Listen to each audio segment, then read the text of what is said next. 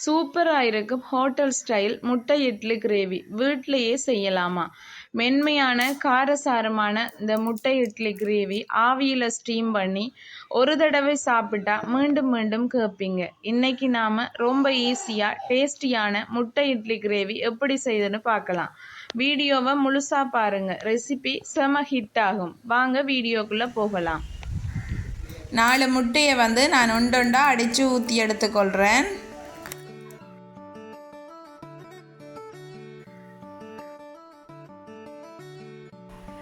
இதுக்கு கொஞ்சமாக இந்த முட்டைக்கு தேவையான தூள் உப்பு சேர்க்குறேன். அதே மாதிரி கொஞ்சமாக மஞ்சத்தூள் சேர்க்குறேன்.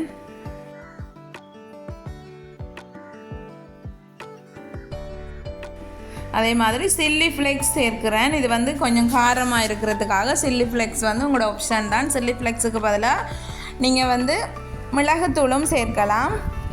இதை ஒரு விஸ்க் வச்சு நல்லா அடித்து விடுங்க. அந்த முட்டையோட மஞ்சத்தூள், கட்டர் தூள், அதே மாதிரி தூளுப்பு எல்லாம் சேர்ந்து மிக்ஸ் பண்ணி வர மாதிரி நல்லா அடித்து விடுங்க. இட்லி தட்டில் ஊற்றி தான் நாங்கள் இன்றைக்கி வேக வச்சு அதில் எப்படி கிரேவி செய்கிறேன்னு சொல்லி தான் பார்க்க போகிறோம். அதனால் வீடியோவை ஸ்கிப் பண்ணாமல் ஃபுல்லாக பாருங்கள். ரொம்பவே டேஸ்ட்டாக இருக்கும், ஹெல்த்தியும் கூட. வித்தியாசமான முறையில் செய்யலாம்.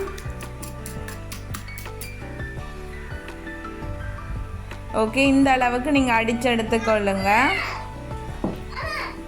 இனி நான் இட்லி தட்டில் கொஞ்சமாக எண்ணெய் தடவி வச்சுருக்கிறேன் ஒட்டாமல் வர்றதுக்காக. அதில் இந்த முட்டையை ஊற்றி எடுத்துக்கொள்ளுவோம். கொஞ்சமாக ஊற்றி எடுங்க, என்னென்னு சொன்னால் முட்டை பொங்கி வரும்.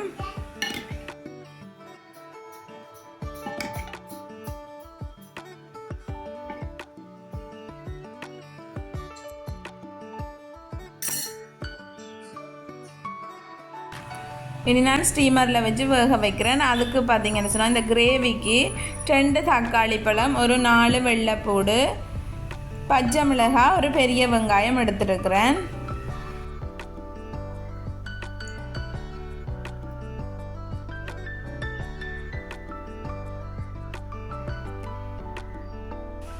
ஃபர்ஸ்ட்டுக்கு இந்த தக்காளி பழத்தை நாங்கள் மிக்சியில் சேர்த்து அரைச்சி தான் எடுக்க போகிறேன். அதனால் கட் பண்ணி எடுத்துக்கொள்ளுங்க.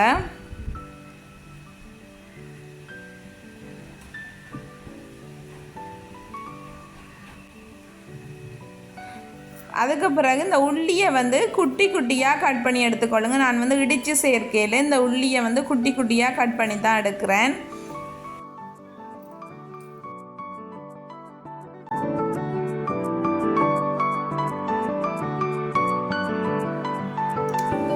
இனி வெங்காயத்தை குட்டி குட்டியாக கட் பண்ணி எடுப்போம்.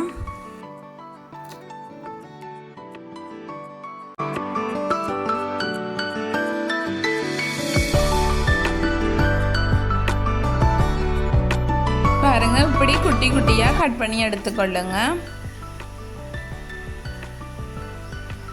இனி இந்த பச்சை மிளகாவையும் கட் பண்ணி எடுத்துக்கொள்ளுவோம்.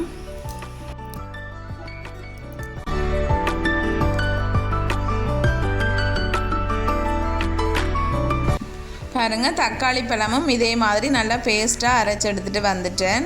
இனி ஸ்டீமரில் வச்ச முட்டையை பார்ப்போம். பாருங்கள் எப்படி நல்லா அவிஞ்சு வந்திருக்குன்னு சொல்லி. ஒட்டாமல் வரும். நீங்கள் தேங்காய் பூசிட்டு ஊற்றுனீங்கன்னு சொன்னால் ஒட்டாமல் வரும். பாருங்கள், நான் உங்களுக்கு கலட்டி காட்டுறேன். ஒரு கரண்டியால் இதே மாதிரி அடியால் அப்படியே கிளப்பி எடுத்தீங்கன்னு சொன்னால் ஈஸியாக வந்துடும். பிய்யாமல் உங்களுக்கு ரொம்பவே டேஸ்ட்டாகவும் இருக்கும், அழகாகவும் இருக்கும். நீங்கள் இதே மாதிரி செய்து கொடுத்தீங்கன்னு சொன்னால் திரும்ப திரும்ப கேட்பாங்க. சப்பாத்திக்கு, ரொட்டிக்கு, சாதத்துக்கு எல்லாமே சூப்பரான ஒரு கிரேவி தான். கண்டிப்பாக ட்ரை பண்ணி பாருங்கள். பாருங்கள், நல்லா அழகாக இருக்குது. இதே மாதிரி எடுத்துக்கொள்ளுங்க. இனி வாங்க எப்படி அந்த கிரேவி செய்கிறேன்னு சொல்லி பார்ப்போம். இது வித்தியாசமான முறையில் இருக்கும். ஏன்னு சொன்னால் எல்லாருமே கூடுதலாக அவிச்சு தான் செய்திருப்பீங்க, அப்படி இல்லாட்டி பன்னீர் மாதிரி கட் பண்ணி செய்திருப்பீங்க. பட் இந்த ஸ்டைல் ரொம்பவே டிஃப்ரெண்ட்டாக இருக்கும். கண்டிப்பாக ட்ரை பண்ணி பார்த்துட்டு எப்படி இருக்குன்னு சொல்லி கமெண்டில் சொல்லுங்கள். ஒரு சட்டி அடுப்பில் வச்சுட்டு கொஞ்சமாக எண்ணெய் சேர்த்துக்கொள்ளுங்க. அந்த எண்ணெய் காஞ்சதும் பெரிய சீரகம் கொஞ்சமாக சேர்க்கிறேன்.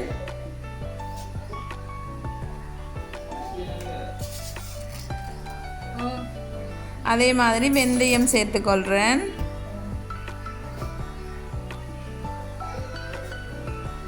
இந்த ரெசிபிக்கு உங்களோட இடத்துல இந்த சின்ன வெங்காயம் கிடைக்குது அப்படின்னு சொன்னால் நீங்கள் பெரிய வெங்காயத்தை ஸ்கிப் பண்ணிவிட்டு சின்ன வெங்காயம் சேருங்க, இன்னுமே டேஸ்ட்டாக இருக்கும். பட் நாங்கள் இருக்கிற இடத்துல சின்ன வெங்காயம் கிடைக்கிறது கஷ்டம், அதனால தான் நான் பெரிய வெங்காயம் சேர்க்கிறேன். இந்த சோம்பும் வெந்தயமும் நல்லா பொரிஞ்சு வந்ததும் அதுக்கு பிறகு இந்த பட்டை வகைகளை சேர்த்துக்கொள்ளுங்க. அன்னாசிப்பூ, கிராம்பு, ஏலக்காய் எல்லாத்தையுமே சேர்த்துக்கொள்ளுங்க.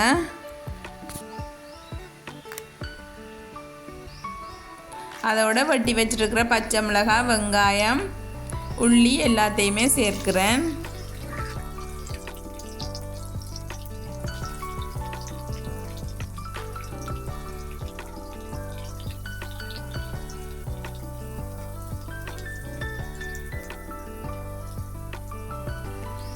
தூள் உப்பு கொஞ்சமாக சேர்க்கிறேன், இது வதங்கி வர்றதுக்காக. சேர்த்துட்டு ஒருக்கா நல்லா மிக்ஸ் பண்ணி விடுங்க.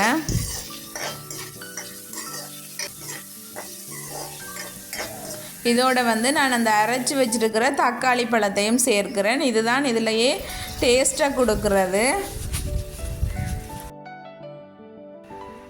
நான் இது நல்லா வதங்கி வந்தோன்னே இந்த நிறத்துக்காக கொஞ்சமாக தனி மிளகாத்தூள் சேர்க்கிறேன். அதே மாதிரி குழம்பு மிளகாத்தூள் போடும்போது இந்த வீடியோ ஸ்கிப் ஆகிட்டு ஒரு 3 டேபிள் ஸ்பூன் குழம்பு மிளகாத்தூள் சேர்க்கிறேன். உங்களோட உரைப்புக்கு தேவையான மாதிரி சேர்த்துக்கொள்ளுங்க.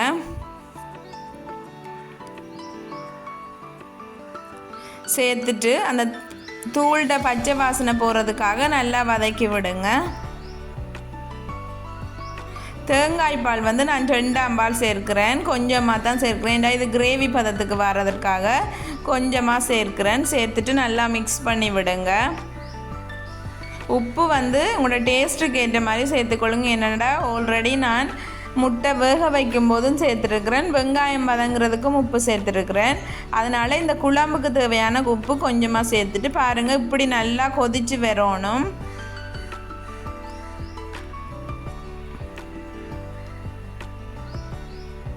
இந்த டைமில் நான் வேக வச்சிட்ருக்கிற இந்த முட்டையை சேர்த்துக்கொள்கிறேன்.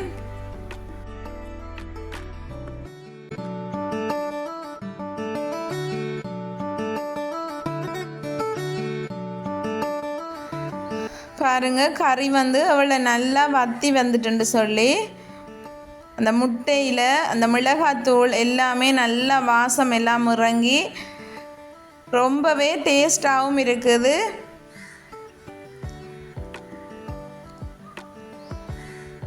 இந்த டைமில் உப்பெல்லாம் செக் பண்ணி பார்த்துட்டு தேங்காய் பாலில் கொஞ்சமாக நான் முதல் பால் எடுத்து வச்சுருந்தேன், நான் கட்டி தேங்காய் பால், அதை கொஞ்சமாக சேர்த்துக்கொள்கிறேன். சூப்பர் அண்ட் டேஸ்டியான முட்டை குழம்பு அல்லது கிரேவி ரெடி ஆகிட்டு. இது எல்லாத்துக்குமே பர்ஃபெக்டாக இருக்கும். சாதத்துக்கு, சப்பாத்திக்கு, பராட்டாக்கு எல்லாத்துக்குமே பர்ஃபெக்டாக இருக்கும். கண்டிப்பாக ட்ரை பண்ணி பார்த்துட்டு எப்படி இருக்குன்னு சொல்லி கமெண்டில் சொல்லுங்கள்.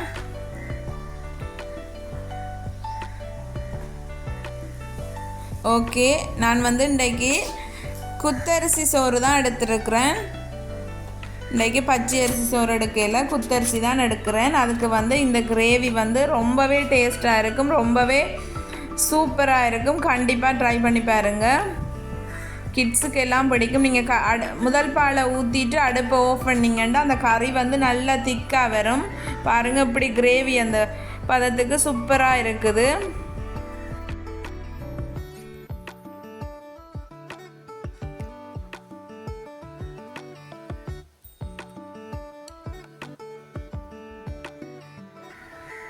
சூப்பர் அண்ட் டேஸ்டியான இட்லி முட்டை கிரேவி ரெடி ஆயிடுச்சு. கண்டிப்பாக வீட்டில் ட்ரை பண்ணி பாருங்கள். ஓகே, இந்த வீடியோ பிடிச்சிருந்தா லைக் பண்ணுங்கள், கமெண்ட் பண்ணுங்கள், ஷேர் பண்ணுங்கள்.